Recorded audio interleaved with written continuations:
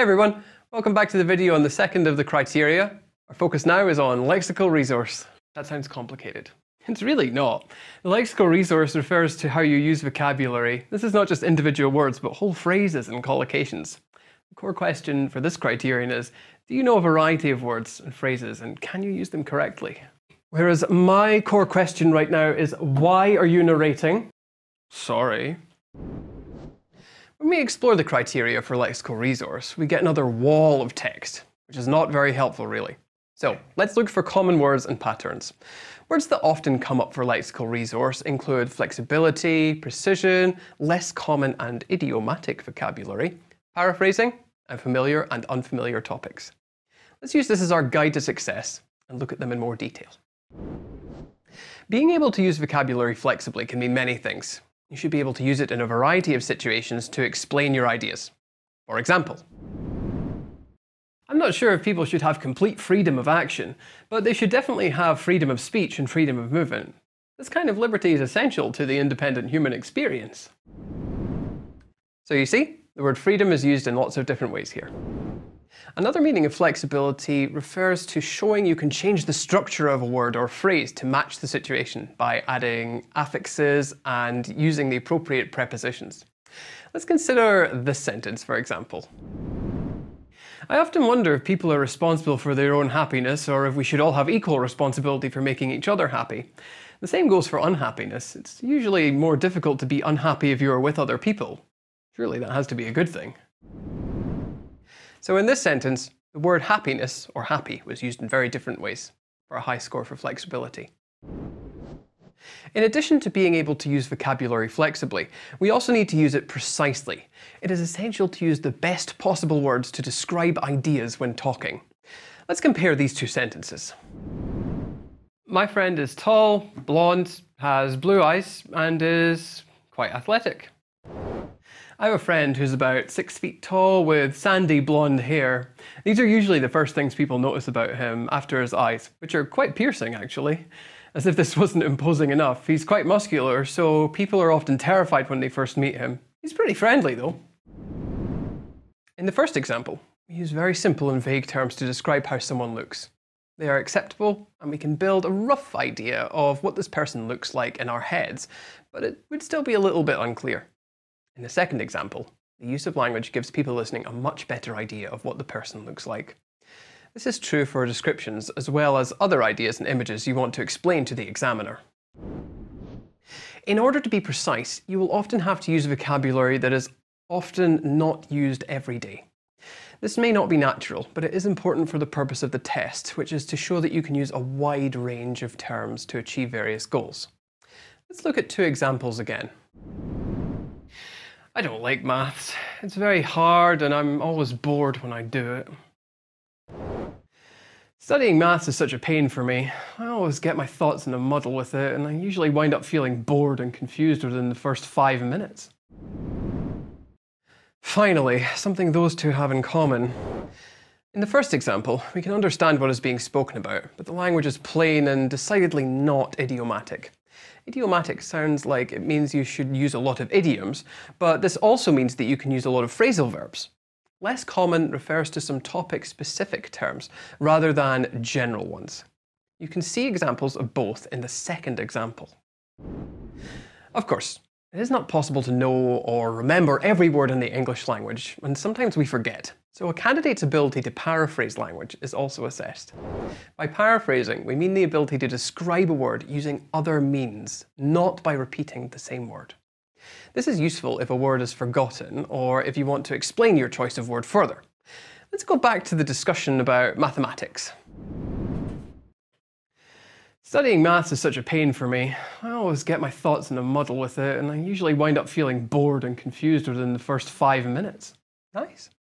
Here, being a pain and being irritating mean the same thing, but the ideas are expressed by other means. Anyway, for a mid to high level score, candidates must be able to talk about familiar topics, which they are expected to know a great deal about. For example, personal preferences and living areas, and unfamiliar topics. These are unrelated to their personal life or job.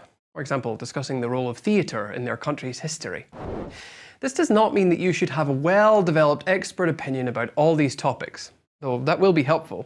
But you should be able to demonstrate that you have the vocabulary to discuss these topics for a limited period of time. There are no key words that will guarantee you a high band in IELTS. In fact, as many words as possible are key. There is no way to predict the topics you will be asked about, and only the public criteria for the speaking test are available. And there's no list of words for the test. There are a few general guidelines to follow, though, when studying that are beneficial for all parts of the test: listening, speaking, writing, and reading. As mentioned before, you will need to be able to use affixes. These are small additions made to the beginnings or the ends of words that change the meaning. For example, happy, unhappy, happiness, and unhappiness. Similarly, it will be helpful to use various words and collocations in different contexts, such as freedom of information, freedom of speech, freedom of movement, and freedom of association. Hey, I'm quite good with big words too. Yes, you are. Though these tend to occur in different contexts, and being able to use them in this manner will help candidates reach a higher score.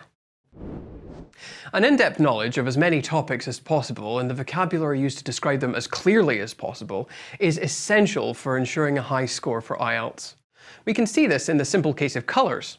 There are different kinds of green, but only a few are needed to demonstrate this. Deep green, light green, lime green, etc. This kind of knowledge will help improve scores in this area. Working out what is less common vocabulary can be difficult, but a good place to start is the Cambridge Vocabulary Profile. This website details a great variety of vocabulary that is expected at each level of English and can serve as a useful guide. Another way to learn for students who are upper intermediate or advanced is to make note of new expressions and words they have not heard before. If you're at this level of English, then it is likely that any new items that you encounter will be useful. Idioms are easy to determine since there are whole dictionaries and lists of them online, none of which are any better than the others. Any and all idioms and expressions will be useful, although it is important to understand you will not need to speak using them all the time. Otherwise, it will reduce your score for the test because it might be difficult to understand what you're saying. Got it. Speak with as many idioms as possible. No, just a few used naturally will be fine. Seriously though, don't overuse the idioms. In contrast to idioms, the language for paraphrasing is quite easy to understand and use. Relative clauses and pronouns will be helpful for explaining and describing words in simple terms, while synonyms will prevent needless repetition of the words, and this will also be useful. It is unlikely you will need to study any specific language for topics that you know well, though make sure you do know them well. Use specialist vocabulary to describe the equipment that you use at work or for your hobbies. Less familiar topics are more difficult to prepare for since they are less familiar by design. But like I said, the English vocabulary profile should help show what is expected at the level that you are aiming for. Now we know what is required for success in terms of the lexical resource, it is important to explore how to get there. Here are some ideas for the different aspects. The most direct way to practice language flexibility is to experiment with different terms and affixes. You could brainstorm these on paper before practicing them in sessions with your teacher on our course. You could also bring them to a teacher that you have currently for practice in class.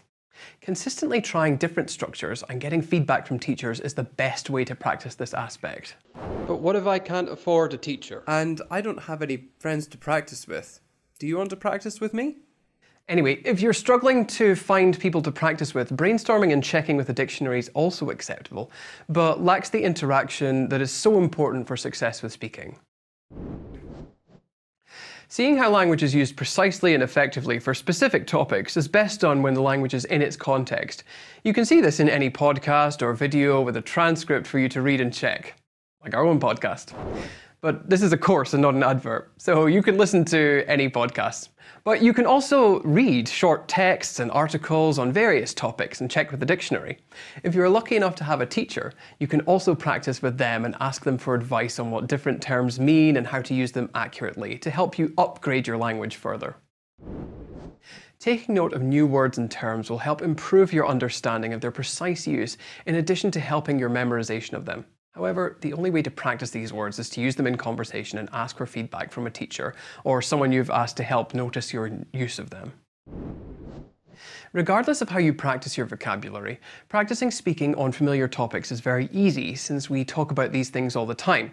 We just need to research and use the specialist vocabulary for these. Practicing talking about unfamiliar topics requires a serious effort for most candidates who should work with their teachers to achieve this.